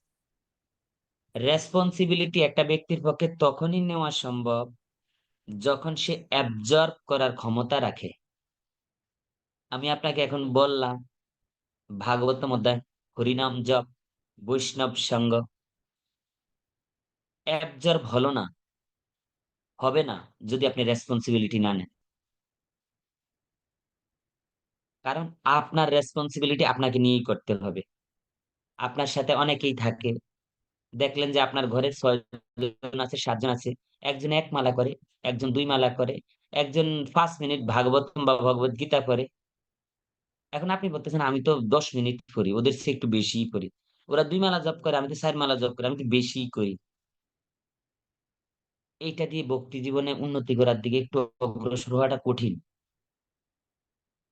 তাই রেসপন্সিবিলিটিটা আপনাকে নিতে হবে। আপনি আপনার গুরু মহারাজের কথা দিয়েছেন, মঙ্গল আরতি করবেন, ১৬ মালা জপ করবেন, ৬০ টা নিয়ম পালন করবেন, প্রসাদ পাবেন, এগুলো করবেন বলেছেন। এখন এগুলো করবেন বলেছেন, কিন্তু রেসপন্সিবিলিটি নিয়ে করছেন না। প্রত্যেকদিন অজুহাত দিচ্ছেন। আমি জিজ্ঞেস করছি, "এই মঙ্গল আরতি উঠছে না কেন?" আজকে বললেন মাথা ব্যথা। "এই মঙ্গল আরতিতে উঠোনি কেন?" "প্রভু শরীরটা খুব খারাপ ছিল।" "এই জপ করছুনি?" "প্রভু প্রসাদ পাওয়ার পরে করব।" এই বকা দিয়ে বেশিদিন টেস্ট হয় না। যখন আপনি রেগুলার রেসপন্সিবিলিটি নিয়ে জব করবেন, তখনই আসবে সেটার টেস্ট। আপনি যখন আপনার নিজের রেসপন্সিবিলিটি নিজে নিবেন, সমস্যাটা কার? সমস্যা কার? বলি, সমস্যা কার? হ্যাঁ আমার। প্রভু আমার। তোমার আমার। সমস্যা আপনার। সমাধান করবে কি কাকাতো ভাই? আমার করতে হবে। আমাকেই করতে হবে। সমস্যার সমাধান করবে কি কাকাতো ভাই না জ্যাঠাতো ভাই? না আমারই প্রভু করতে হবে। আমার না কি আমি করতে নিজে। হবে? নিজেকে করতে হবে। নিজেদেরই করতে হবে। হ্যাঁ, হ্যাঁ। যদি এটা মনে করেন যে আপনাকে সমস্যার সমাধান করতে হবে, তাহলে রেসপন্সিবিলিটিটা কি জেঠা, কাকা, বাবা এসে নিবে? নিবে না। তারপরে রেসপন্সিবিলিটিটা কাকে নিতে হবে? আমার নিজেকেই নিতে হবে। নিজেকে নিজেকে। যদি এটা আমরা মনে করি, তখনই আমার পক্ষে এই ভগবানকে অ্যাবজর্ব করা সম্ভব হবে। আমি যখন রেসপন্সিবিলিটি নিব, এখন কথা হলো রেসপন্সিবিলিটি একটা ব্যক্তি কখন নিতে পারে? তো বলছে যে রেসপন্সিবিলিটি একটা ব্যক্তি তখনই ইন্টেলিজেন্ট চিনি সবাই, বুদ্ধি। বুদ্ধি। বুদ্ধিকে যদি আমরা প্রপার এঙ্গেজ করি, রাইট ইউজ করি, আপনার বুদ্ধি মাইন্ডের দ্বারা প্রতারিত হয়ে বিভিন্ন কিছু করতে ভাল লাগবে, যে একটু এই সঙ্গটা কর, একটু এটা খা, এদের সাথে একটু চল না। যেমন আমার একটা বন্ধু ফোন দিয়েছে গতকাল, আমাদের ভার্সিটিতে যখন আমরা পড়তাম, তখন ওরা বলতেছে আগামী ক্লাসে, আগামী শুক্রবার ওরা আমার সাথে একসাথে ওরা দেখা করতে চায়। তা আমাকে ফোন দিয়েছে, চল দেখা করবো। তা আমি বলেছি, ভাগবতম বলেছে যদি মিথ্যা বলার দরকার হয় মাঝে মাঝে বলতে হয়, তবে সেটা কেমন, যেমন আত্মীয় স্বজনদের ভগবত ভক্তি করার জন্য। যে ভগবত ভক্তি করতে চাও, আত্মীয় স্বজন আত্মীয় স্বজন বিভিন্ন ধরনের কোশ্চেন তোমাকে বলবে। ভাগবতমে বলা হয়েছে তুমি শুধু বলে যাবা হ্যাঁ হ্যাঁ হ্যাঁ হ্যাঁ হ্যাঁ, কিন্তু তোমার ভক্তি তুমি কন্টিনিউ গোয়িং অন চালিয়ে যাও। তাদের সাথে হ্যাঁ হ্যাঁ দিবে, কিন্তু তোমার ভক্তির ক্ষেত্রে কোনো রকমের ছাড় চলবে না। তো বলছে যে রেসপন্সিবিলিটি নেওয়ার জন্য সবচেয়ে গুরুত্বপূর্ণ পয়েন্ট যেটা, সেটা হলো ইন্টেলিজেন্টের প্রপার এঙ্গেজ করা, বুদ্ধিমত্তাকে প্রপার এঙ্গেজ করা। তো বুদ্ধিমত্তাকে প্রপার এঙ্গেজ করবেন কোন জায়গায়? বুদ্ধিমত্তাকে প্রপার এঙ্গেজ করতে হবে 5টা জায়গায়। ওই যে বললাম না, association, Bhagavatam reading, চান্টিং, diet, engage সেবা। এই 5টা কাজের জন্য বুদ্ধিকে যখন কেউ প্রপার এঙ্গেজ করবে, এটাকে বলা হয় প্রপার রেসপন্সিবিলিটি। এই প্রপার রেসপন্সিবিলিটি যদি কেউ নেয়, তাহলেই সে একমাত্র ভক্তির দিকে একটু একটু করে অগ্রসর হতে থাকবে।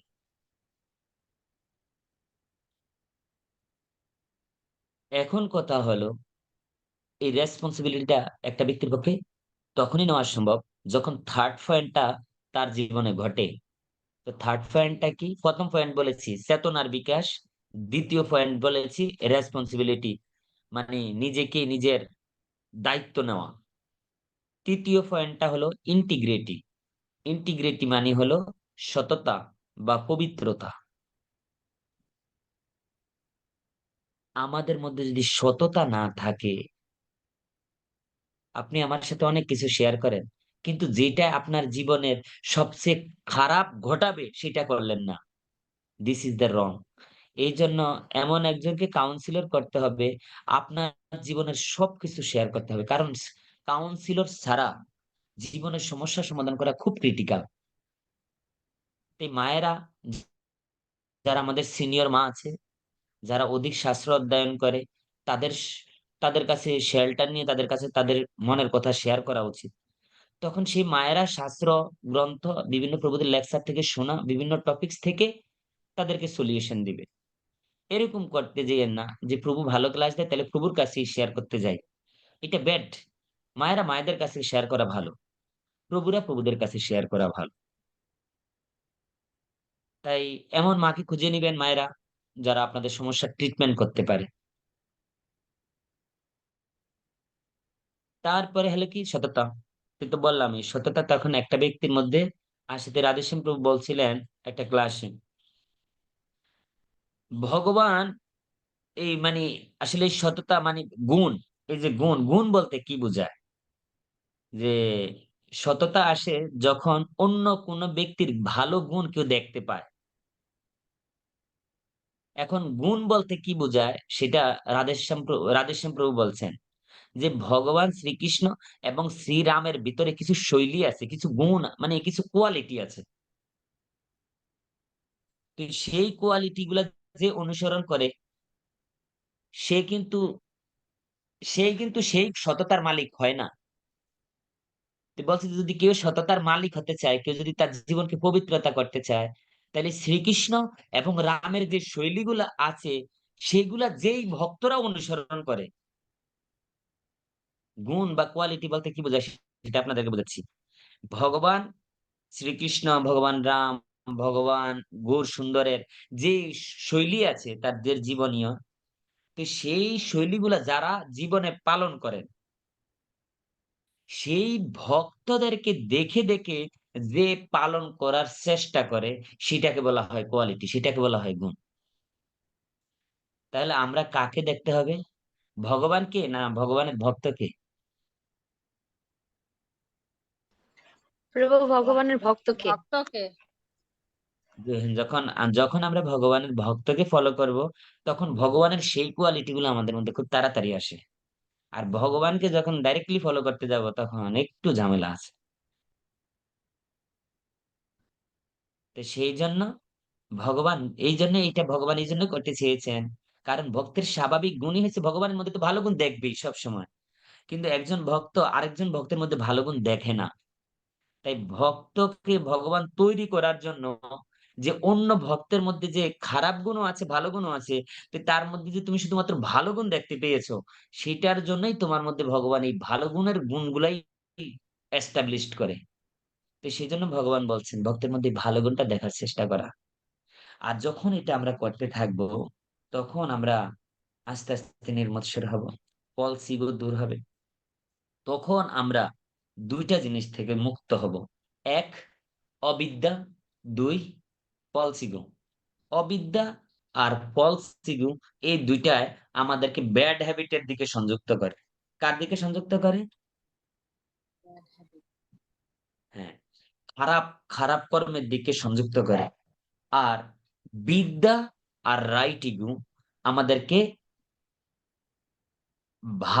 ভালো হ্যাবিটের দিকে যুক্ত করে। তাহলে অবিদ্যা বলতে কি বোঝায়? অবিদ্যা বলতে মানে জ্ঞানের অভাব। জানেন। ফলস ইগো হলো হচ্ছে মিথ্যা অহংকার, মানে দেহ আর আত্মাকে সমান মনে করা। আর বিদ্যা হলো ভগবান সম্বন্ধীয় জ্ঞান। আর রাইট ইগো হলো আমি হলাম ভগবানের দাস। এটা যখন হবে তখন রাইট ইগোর দিকে আমরা এগোবো। এইভাবে যখন আমরা আমাদেরকে তৈরি করার চেষ্টা করব, তখন আমরা নির্মৎসর হয়ে ভগবানের এই গ্লোরিফিকেশন করার যোগ্য হব, যেটা মাদার কুন্তী করেছেন। তো মাদার কুন্তী কিভাবে ভগবানের সেই গ্লোরিফিকেশন করেছেন, আপনাদের কাছে আজকে একটা বিনীত প্রার্থনা, এই শ্লোকগুলো একটু পড়বেন, সাথে সাথে তাৎপর্যগুলো একটু পড়বেন প্লিজ। তাৎপর্য করে একটু নোট করবেন, তাহলে দেখবেন যে আপনাদের জন্য সহজ হবে। আমাদের এখানে যে ভক্তরা আমাদের কাছ থেকে আসে, তো আমি তাদেরকে বলি, তুমি ভগবত গীতা এমন ভাবে পড়বা, তোমার একটা ডায়েরি কিনবা, আর তোমার এই ভগবত গীতাটা আমি দিলাম আজকে, তো তোমাকে বলবো না প্রত্যেক শ্লোকের উপরে তুমি একটা বড় বড় ক্লাস নোট করো। তোমাকে একটাই শুধু তোমার কাছে প্রার্থনা, যে তুমি যখন একটা শ্লোক পড়বা, প্রভুপাদ সুন্দর একটা বড় তাৎপর্য লিখেছে, সেইখান থেকে তুমি একটা পয়েন্ট প্রতিদিন নোট করবা তোমার খাতার মধ্যে। একটা পয়েন্ট যদি লিখো, তাহলে প্রথম অধ্যায়ের যদি 46টা শ্লোক হয়, তোমার 46টা পয়েন্ট খুব গুরুত্বপূর্ণ তোমার এই খাতাটা থাকবে। তুমি কিন্তু প্রত্যেক দিন এই বড় ভগবত গীতা ভাগবতম পড়াটা রিপিট করতে পারবা না, কিন্তু তোমার নোটের একটা পয়েন্ট তোমার করতে অনেক ভালোই লাগবে। তাই সবাইকে এটা রিকোয়েস্ট থাকবে, আপনারা যারা ভাগবতম অধ্যয়ন করেন, যে ভাগবতম যখন পড়বেন, লিস্ট ছিল প্রভুপাদের তাৎপর্য থেকে একটা করে পয়েন্ট লিখেন। যদি 10টা শ্লোক পড়েন তাহলে 10টা পয়েন্ট, 11টা শ্লোক পড়লে 11টা পয়েন্ট। যে আমি প্রত্যেকদিন 20টা শ্লোক পড়ছি এটা মেইন ফ্যাক্ট না, আমি 10টা শ্লোক পড়েছি আর 10টা পয়েন্ট আমার ভালো লেগেছে আমার জীবনে প্রয়োগ করার মতো, সেটা হচ্ছে সবচেয়ে গুরুত্বপূর্ণ। এই যে আমরা কথাগুলা বলি আপনাদের সাথে, এগুলা কিন্তু এই ছিল প্রভুপাদের তাৎপর্যেরই কথা। এগুলা শুধু কি করেছি, ইংলিশ কিছু শব্দ দিয়ে আপনাদের কাছে পয়েন্ট আউট করেছি। কারণ মানুষ ইংলিশের যখন পয়েন্ট দেখে তখন মনে করে কি ক্লাসটা অনেক সুন্দর হয়েছে, কিন্তু আসলে ছিল প্রভুপাদের ওই বাংলা কথাগুলারই ইংলিশে ছিল। ওই প্রভুপাদ তাৎপর্যের মধ্যে লিখেছেন, ধরেন না হলো তোমাকে নির্মৎসর হতে হবে, ছিল প্রভুপাদ বলছে ধরেন না বলো তোমাকে বারবার চিন্তা করতে হবে, তা আমি বলছি রিথিঙ্কিং করতে হবে। তারপর বলছে যে মানে বলছে যে এই সব জিনিসগুলা থেকে এই তোমার এই জিনিসগুলা গুছিয়ে নিজের জীবনে প্র্যাকটিক্যাল করা উচিত। তখন আমি বলছি এটা রিঅ্যারেঞ্জ করতে হবে। তো বলছে যে এই দুইটা যখন সুন্দরভাবে তুমি করবা তখন তোমার জীবনটা অনেক সুন্দরভাবে ফুসফুটিত হবে। তখন এটাকে আমি একটু সুন্দর করে একটা পয়েন্ট দিয়েছি, রিভিলড হবে।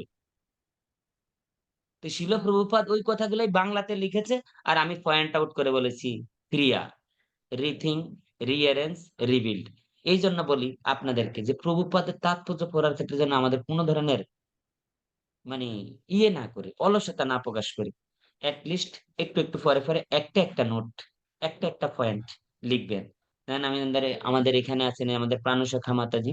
প্রাণসখী মাতাজি আমাদের গোপালগঞ্জে এখানকার একজন প্রাণী সম্পদ কর্মকর্তার গৃহিণী, অর্ধাঙ্গিনী, আমাদের গোপালগঞ্জ উপজেলার প্রাণী সম্পদ কর্মকর্তার বিসিএস ক্যাডার। তো মাতাজি আমাদের ক্লাসে আসেন আজকে।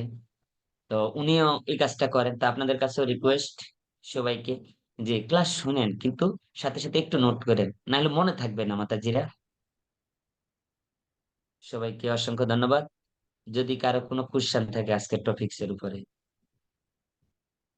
জয় শিল প্রভুপাদ দেখি।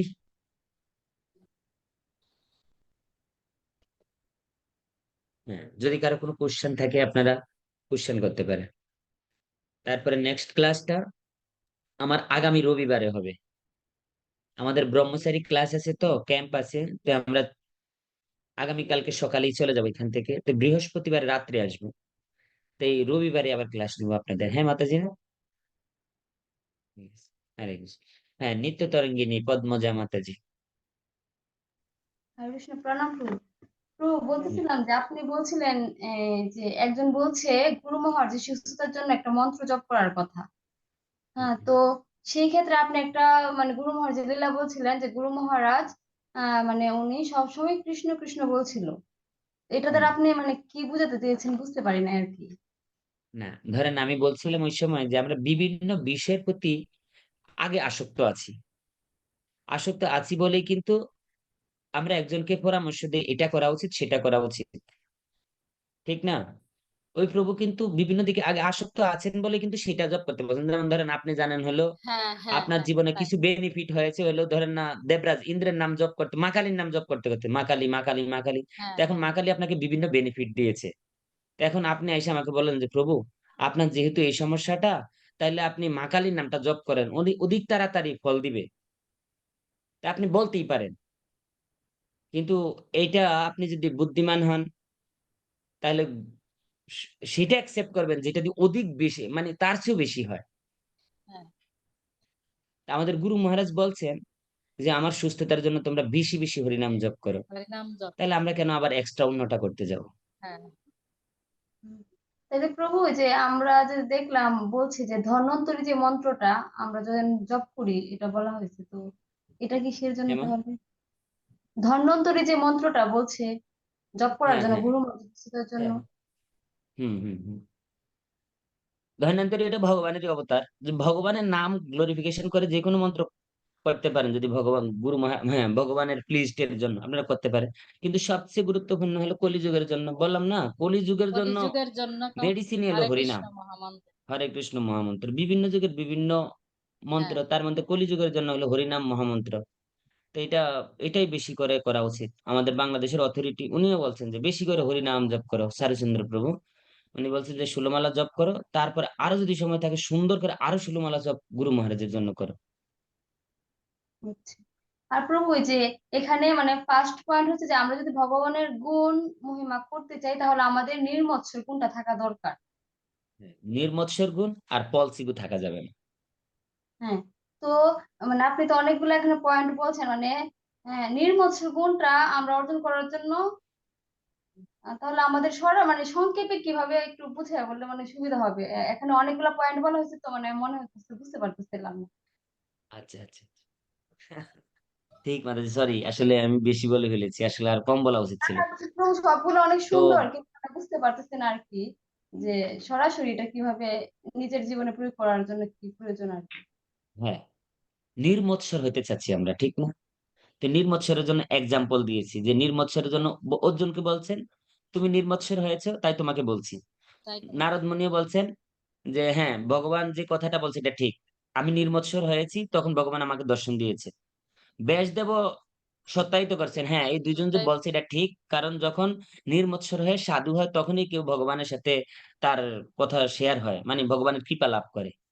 এখন কথা হলো সেই নির্মৎসর হওয়ার জন্য তার ৩ টা পয়েন্ট খুবই গুরুত্বপূর্ণ। ১, চেতনার বিকাশ ঘটাতে হয়। ২, রেসপনসিবিলিটি নিতে হয়। ৩, তাকে সততা জীবনযাপন করতে হয়। তখন বলেছিলাম চেতনার বিকাশ ঘটানোর জন্য ৩ টা পয়েন্টের কথা বলেছিলাম। যে রিথিংকিং করতে হবে, চিন্তাটা মানে চেঞ্জ করতে হবে, রিথিংকিং করতে হবে। হ্যাঁ, তারপরে রিঅ্যারেঞ্জ করতে হবে। অনেকগুলা rearrange, ধাপ আছে আপনার হ্যাঁ, কাছে। তার মধ্যে যেটা ভালো আপনার জন্য মনে হচ্ছে যেন আপনার থিংকিং এস্টাবলিশড করার জন্য যেই ২ টা পয়েন্ট গুরুত্বপূর্ণ তার মধ্যে বলেছেন ভাগবতম, তারপরে হরে হরিনাম কৃষ্ণ জপ, মহামন্ত্র জপ। তো এগুলা করলেন। তাহলে এই ২ টা যখন করবেন তখন আপনার মধ্যে এটা রিবিল্ড হবে। তো রিবিল্ড এর এক্সাম্পল দিতে যাই বলেছিলাম, যেমন বেলুনকে যখন বাজার থেকে কিনে আনেন এটা ঘরে থাকে, প্যাকেটে থাকে। কিন্তু যখন এটা হাওয়া দেওয়া হয় তখন আর এক্সট্রা করে তাকে আর বুঝাতে হয় না এই যে এটা বেলুন, এটা বেলুন। এটা মানুষ দেখেই বুঝে যায় হ্যাঁ এটা যে বেলুন। দেখেই বুঝি। তো ঠিক আমরাও যদি আমাদের মধ্যে ২ টা জিনিস ভাগবতম এবং হরিনাম ভিতরে প্রচুর থেকে প্রচুর পরিমাণ প্রবেশ করাতে থাকি, তখন আমরাও এই বেলুনের মতো ফুলে যাব। তখন আর আমাদেরকে অন্যের সামনে শোয়েবল করতে হবে না। আমরা এমনিতেই শোয়েবল হয়ে যাব। তখন বলছিলাম যে এটা তখনই একটা ব্যক্তির পক্ষে সম্ভব যখন সে রেসপনসিবিলিটি নেয়। নিজের রেসপনসিবিলিটি নিজেকে নেয়। আর নিজের রেসপনসিবিলিটি একটা ব্যক্তির তখনই নেওয়া সম্ভব যখন সে তার বুদ্ধিমত্তাকে প্রপার এনগেজ করে। আর বলছি যে প্রপার যখন কেউ এনগেজ করবে তখন তার এটা অ্যাবজর্ব করাটা সহজ হয়। আর অ্যাবজর্ব যখন হয়ে যাবে তখন তো আপনি হয়েই গেলেন। তো বলছি যে অ্যাবজর্ব একজন ব্যক্তির পক্ষে তখনই এটা সম্ভব হবে যখন তার মধ্যে সততা থাকে। তো তখন সততার বলছিলাম যদি আমাদের জীবনে আমরা সততা আনয়ন করতে চাই তাহলে আমাদেরকে কি করতে হবে? তখন বলেছিলাম হলো সততা যদি আমরা আমাদের জীবনে আনয়ন করতে চাই তাহলে যেই ব্যক্তির মধ্যে সেই সততা গুণটা আছে তাকে আমরা যেন ফলো করি। তো একজন ব্যক্তির জীবনে সে কিভাবে সততা আনে? তো বলছিলাম ভগবান শ্রীকৃষ্ণ এবং ভগবান রামচন্দ্রের জীবনে এমন কিছু শৈলী আছে যেগুলা সেই ভক্তরা পালন করে। সেই ভক্তকে যদি আমরা ফলো করি তাহলে আমাদের জীবনে সেই শৈলীগুলা সুন্দরভাবে মানে সুস্ফুটিত হবে। তো বলছে যে এটা সম্ভব তখনই যখন একজন অবিদ্যা আর ফলসিকো থেকে মুক্ত থাকে। তো অবিদ্যা আর ফলসিকো থেকে মুক্ত হলে কি করতে হবে? বিদ্যা এবং রাইট এগুলোর শরণাগত হতে হবে। বিদ্যা মানি তো নলেজ আর রাইট ইগো মানি হলো আমি ভগবানের দাস। এটা শরণাগত যখন হব তখন আমার পক্ষে এই খারাপ হ্যাবিট বাদ দিয়ে এই রাইট হ্যাবিটের দিকে, ভালো হ্যাবিটের দিকে, ভালো চিন্তাধারার দিকে আমাদের অগ্রসর হওয়াটা সহজ হয়। যার ফলস্বরূপ আমাদের ভগবানকে লাভ করাটা, ভগবানকে গ্লোরিফিকেশন করাটা সহজ হয়। সেই কথাটা বলেছিলাম। বুঝতে পেরেছি মা? হ্যাঁ প্রভু, অনেক সুন্দর প্রভু। ওই যে আরেকটা কথা হচ্ছে, ও মানে এই যে ভগবান বলছে অর্জুন নির্মৎসর দিকে উনি অর্জুনকে সেই জ্ঞান প্রদান করছে।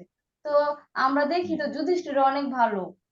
তাহলে কি যুধিষ্ঠিরের মধ্যে কি সেই গুণটা ছিল না, নির্মৎসরতা? এখন তো ক্লাস দিচ্ছেন হলো ১৯ জনকে ধরেন।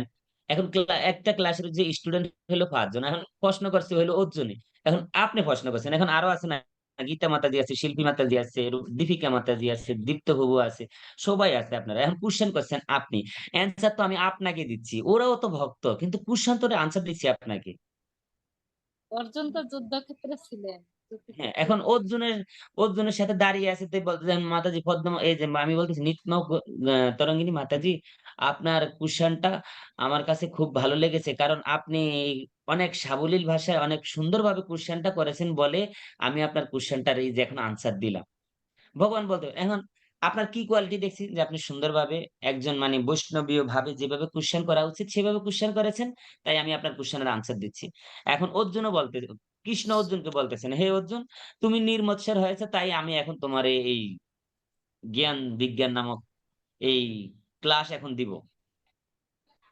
সিমিলারলি উচ্চতর হ্যাঁ জ্ঞান। অর্জুনও শুদ্ধ ভক্ত, তারপরে যুধিষ্ঠির মহারাজ শুদ্ধ ভক্ত, কিন্তু ও কোশ্চেন করছে অর্জুন তাই অর্জুনের আনসার দিয়েছে। বুঝছি বুঝছি, অনেক সুন্দরভাবে বুঝছি। এটা অনেক আগে থেকে প্রশ্ন ছিল, কিন্তু এখন অনেক সুন্দরভাবে বুঝছি। আর প্রভু মানে বলতেছি যে এত কিছু শোনার পরে মনে হইতেছে যে মানে এই জীবনে মানে নির্মৎসরতা বন্ধু কোনোভাবেই সম্ভব না। মানে অনেক কঠিন মনে হচ্ছে সবকিছু। মানে আমরা জানি মাতাজি, কিন্তু আমরা একটু একটু করে ট্রাই করা উচিত। আমরা বললাম না, এখনো তো ভাগবতমের হাই ফিলোসফি আপনাদের সাথে শেয়ার করা হচ্ছে না। যেদিন ভক্তি সন্দর্ভের হাই ফিলোসফি শেয়ার করা শুরু হবে, তখন বুঝতে পারবেন মাতাজি আমরা ভক্তির কোথায় আছি। হ্যাঁ, তো ওই বিষয়ে এখন না বলি, হ্যাঁ প্রভু তখন আমাদের বুঝতে জন্য পারবেন। আশীর্বাদ রাখেন প্রভু, মানে আমরা যেন একটু আমরা একটু চেষ্টা একটু করি। করে প্র্যাকটিস করা উচিত, ট্রাই করা উচিত, জীবনের পার্ট তৈরি করা উচিত। বললাম না, হরিনামকে জীবনের পার্ট করে নেন, এত হাই ফিলোসফির দরকারও নেই। একটা জিনিস দিয়ে যদি হয়ে যায়, এত জিনিসের কি দরকার, যদি হরিনাম দিয়েই সবকিছু হয়ে যায়। রাত্রি মাতাজি, হ্যাঁ। হরে কৃষ্ণ প্রভু, প্রণাম নিবেন। প্রভু, আমার দুইটা প্রশ্ন। একটা হচ্ছে যে যখন মন, আপনি এখানে বলছেন যে বুদ্ধিকে সঠিক ব্যবহার করতে, তো যখন কথা বলবে তখন আসলে আমাদের কোনটাকে বেছে যাওয়া উচিত? দেখেন, তো বলা হয়েছে ইন্দ্রিয় পরিচালিত হয় মনের দ্বারা। সেন্স, আপনার চোখ, আপনার হাত, আপনার স্কিন, এই সবগুলা পরিচালিত হয় হলো মনের দ্বারা। মন পরিচালিত হয় বুদ্ধির দ্বারা। বুদ্ধি পরিচালিত হয় মানে আত্মার দ্বারা। আর আত্মা পরিচালিত হয় পরমাত্মার দ্বারা। এখন আপনি সেই বুদ্ধিকে কিভাবে পরিচালনা করবেন, সেটা আপনার উপরে ডিপেন্ড করে। আপনি, আপনার আত্মা যদি বুদ্ধিকে পরিচালনা করে, এখন এই আত্মাকে আপনি পরিচালনা করবেন কার দ্বারা? পরমাত্মার দ্বারা। তো পরমাত্মার বিষয় আলোচনা করা হয়েছে কোথায়? আনসার আনসার আনসার বলেন। পরমাত্মার বিষয় আলোচনা করা হয়েছে কোথায়? গীতা, গীতায়। শাস্ত্রে, শাস্ত্রে, শাস্ত্রে। শাস্ত্রে। ভগবত গীতা, ভাগবতম, চৈতন্য চরিতামৃত, শাস্ত্র। তাহলে শাস্ত্র দ্বারা বুদ্ধিকে পরিচালনা করতে হবে, বুদ্ধি দ্বারা মনকে পরিচালনা করতে হবে, মন দ্বারা তখন সেন্সকে পরিচালনা করতে হবে। তার মানে আপনি রাইট ওয়েতে আছেন। আর যদি আপনি বলেন যে হ্যাঁ আমি এবার আমার সেন্স দ্বারা মনকে পরিচালনা করবো, এতে এটা ধরতে ভালোই লাগতেছে, একটু ধরি, মাংসের ফ্লেভারটা তো ভালোই লাগে, একটু নেই। তারপরে বললেন কি, জব করতে তো ভালো লাগতেছে না, একটু ফিল্ম দেখি। তো হ্যাঁ, মনকে বলতেছে হ্যাঁ চল। মনে রে আপনার আপনার আপনার সেন্স দ্বারা মনকে পরিচালনা করছেন, তখন মন দ্বারা আবার বুদ্ধিকে পরিচালনা করতে চাইবেন। তো বলছে না, মনেই শত্রু মনেই বন্ধু। যখন মন বুদ্ধির দ্বারা পরিচালিত হয় তখন মন বন্ধু, আর মন যখন বুদ্ধিকে পরিচালনা করতে চায় তখন হলো মন শত্রু। এখন কথা হলো আপনার কাছে, আপনি কাকে দ্বারা পরিচালনা করতে চান?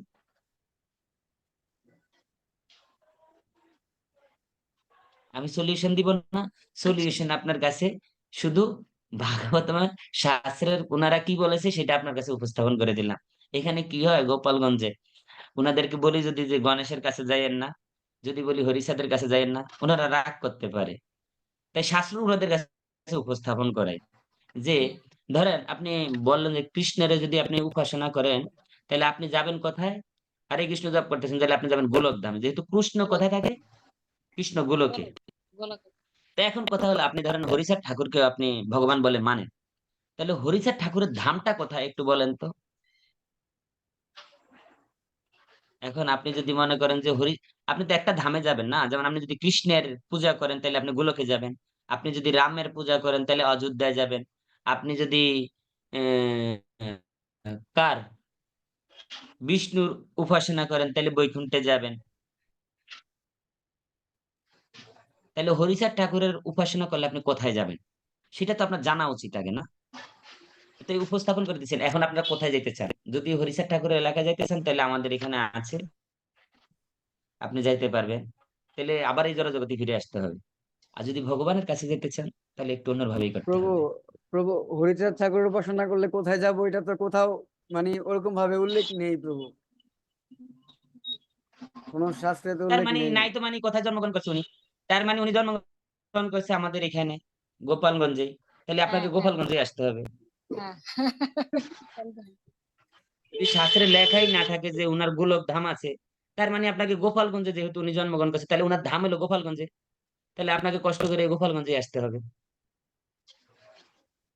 এটা যদি আপনার ধাম হিসাবে মনে হয় তাহলে হয়ে গেল।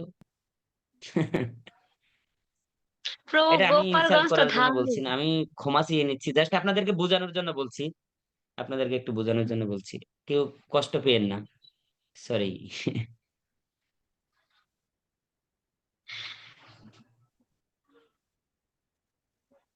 তাহলে আচ্ছা হরে প্রভু, আর কৃষ্ণ, একটা প্রশ্ন ছিল, অসংখ্য যদিও ধন্যবাদ সময় হয়ে আপনাদের। গেছে, তুমি নেক্সট ক্লাসে করো। হ্যাঁ বলেন। না প্রভু, নেক্সট ক্লাসে করবো না, এখন তো 9টা বেজে গেছে, সমস্যা নেই। প্রশ্নটা একটু বড় প্রভু, একটু ডিপলি প্রশ্ন আর আচ্ছা কি। ঠিক আছে।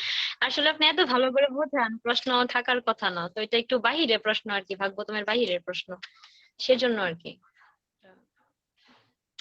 আচ্ছা তাহলে লিখে রাখেন, পরবর্তীতে ক্লাসে বললেন, হ্যাঁ।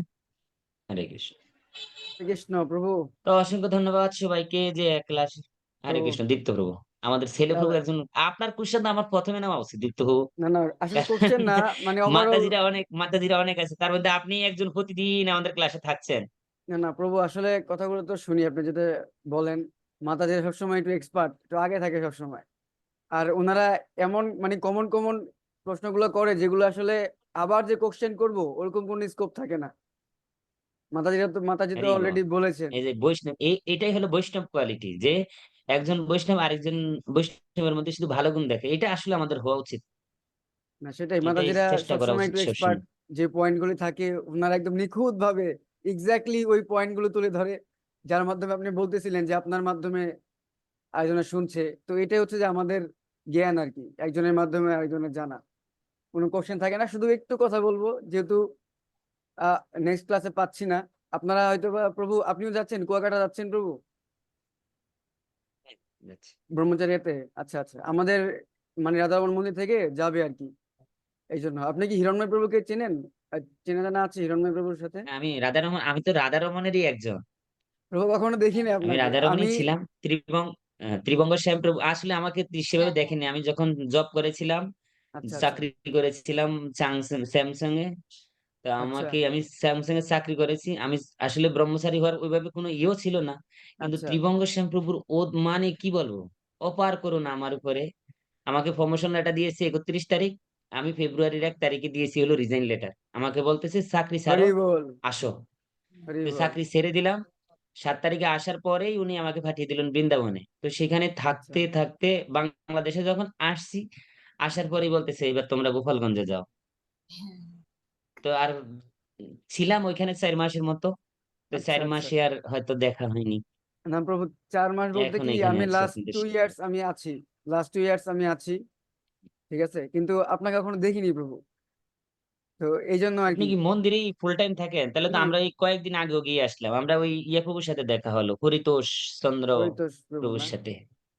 আচ্ছা আচ্ছা। হম। মানে এমনিতে কখনো দেখা হয়নি তো আপনার সাথে, ওরকম পরিচয় নেই। তো আপনার কথা জিজ্ঞাসা করেছিলাম, হিরণ্ময় প্রভুর কাছে জিজ্ঞাসা করেছিলাম আপনাকে চেনেন, যে আপনাদের ক্লাস হম। টাস নেয়, চেনে, খুব ভালো সম্পর্ক আছে। তো ওনারাও যাচ্ছে আর কি। তো আপনি যখন বললেন যে আমরা যাচ্ছি ব্রহ্মচারী ইয়াতে, তো এই জন্য আর কি জিজ্ঞাসা করলাম। ভালোই প্রভু, আপনারা যান, আপনারা কৃপা পান, আমাদেরকেও কৃপা করবেন যাতে আমরাও ভক্তিপথে উন্নতি হইতে পারি, আরো ভালো জীবন পেতে পারি। তো আশীর্বাদ করবেন প্রভু, আমাদেরকে কৃপা করবেন। আপনার এই রুমটা কি রুম প্রভু? এটা সবসময় লাইটিং করে, আমি একটু শুনতে চাচ্ছিলাম প্রভু আসলে। আসলে প্রভু এটা আমার আর কি গেমিং রুম। আমি আর কি অফিস করার পরে আমি তো হুম। গেমিং টেমিং করতে পছন্দ করি আর কি, এই জন্য গেমিং করি। আর শাস্ত্র তো অনেক অধ্যয়ন করি, করে কৃপা আর কি, এই জন্য আর মনে কি। হচ্ছে যেন লাইটিং আরজেরা যেভাবে ইয়ে করে না, কোনো বিষয় উপস্থাপন করে, আপনাকে মনে হচ্ছে যেন ঠিক আরজের মতো। অ্যাজ লাইক সেম প্রভু, অ্যাজ লাইক সেম, মানে স্টুডিওর মতন একদম হুম। নয়েজ ক্যান্সেলিং এটি দিয়ে এরকম করে মানে বানানো আর কি, টোটালি ওরকম লাইটিং, very good. মানে সবকিছু আর কি ওরকম ভাবে সেট আপ করা, যে গেমিং করে না ওটার জন্য আর ঠিক কি আছে প্রভু। প্রভু। আচ্ছা, অনেক তা কৃপা ঠিক প্রভু, আছে। আপনার মাদাদের অনেক কৃপা। মায়েদের চরণ। হ্যাঁ হ্যাঁ। কৃপা সবসময় আমাদের উপর না না, কৃপা দৃষ্টি আমার আসলে রাখবেন। কি না, আমি যদি আপনারা যদি একটু একটু ওই ক্লাসগুলো থেকে যদি একটু উপকৃত হন, তাহলে সেই যদি কৃতজ্ঞতা থাকেন, তাহলে সব হলো প্রভুপাদের চরণে। আমি অবশ্যই যদি অবশ্যই। একটু আপনাদেরকে বোঝাতে পারি, সেটা টোটালটাই প্রভুপাদের। আর এই প্রভুপাদের কৃপা আছে বলে আমি আপনাদের সাথে শেয়ার করার সুযোগ, মানে একটু সুযোগ পাচ্ছি। তা যদি একটু আপনারা লাভ করে থাকেন তাহলে সেটার জন্য প্রভুপাদের চরণে সমর্পিত থাকবেন, এটাই অবশ্যই আপনাদের কাছে অবশ্যই রিকোয়েস্ট। আমার আমিও আমি তার কিছু না, সব ছিল প্রভুপাদ। আমি অধম ছিলাম প্রভু, এই ঠিক সম্বন্ধে আছে, সদানন্দ প্রভুর কৃপায় আমি এই ভক্তি জীবনে আসতে পেরেছি। লাস্ট 2 ইয়ার্স আছি ভেরি গুড। এই পথে। যদি আপনাদের সান্নিধ্য পাই তাহলে হয়তোবা আরো ভালো কিছু করতে পারবো। একটু কৃপা দৃষ্টি রাখবেন প্রভু, আর কিছু বলার নেই। ঠিক আছে, থ্যাংক ইউ। হরে ঠিক কৃষ্ণ। আছে তো আমরা সবাই এখন তাহলে প্রাণী সংখ্যা মাতাজি, তাহলে আমি আগামী রবিবারে, হ্যাঁ, নিত্য তরঙ্গিনী মাতাজি আর যারা সবাই আছেন, আগামী রবিবারে আমরা ক্লাসে একসাথে হব। আমাদের মাতা রোহিণী আসছেন না, ছিলেন, অন অফ সাইডে ছিলেন, হ্যাঁ। হ্যাঁ ছিলেন, মাতা রোহিণী মাতা ছিলেন। আমার হরে মাদার কৃষ্ণ রোহিণীর প্রভু, কথা মনে প্রণাম। পড়ে, মাদার প্রভু রোহিণীর একটু কথা বেশি দেরি মনে হয়ে পড়ে হলো গেছে। কারণ আমরা যখন বৃন্দাবনে ছিলাম তখন একজন মা ছিলেন হলো মাদার রোহিণী, আমাদের হরি বল, গুরুদেব ওনাকে ডাকতেন হলো মাদার রোহিণী বলে। হরি বল। আমাদের মধ্যে আরেকজন রোহিণী মাতা চলে আসছেন। মাতা প্রভু রোহিণী মাতাও ঠিক আছে মাতাজি। বৃন্দাবন পরিদর্শন করে আসছেন। হরে কৃষ্ণ প্রভু, আপনি কি এই যে লাভলি রয় মাতাজিকে চেনেন? কাকে প্রভু? আপনি বলেন তো কে প্রভু লাভলি রয় মাতাজি? আমাদের তো যে আমি তো, সদানন্দ আমাদের যে সদানন্দ প্রভু আছে না, ওনার মাসি হন। হ্যাঁ, ও আচ্ছা আচ্ছা আচ্ছা আচ্ছা। হ্যাঁ, হরে হ্যাঁ, অনেকেই অনেকেই চেনে না হরে এখানে, কৃষ্ণ প্রভু, অনেকেই চেনে না হরে প্রভু, কৃষ্ণ। অনেকেই না চেনে না। চিনি না চিনি না, হ্যাঁ প্রণাম হ্যাঁ ঠিক আছে, বৈষ্ণবের সদানন্দ মাসি প্রভু একজন না। হ্যাঁ হ্যাঁ, বৈষ্ণবের মানে মাসি। আজকে এই জন্যই বললাম। অধম অধম ঠিক প্রভু আছে, আমি।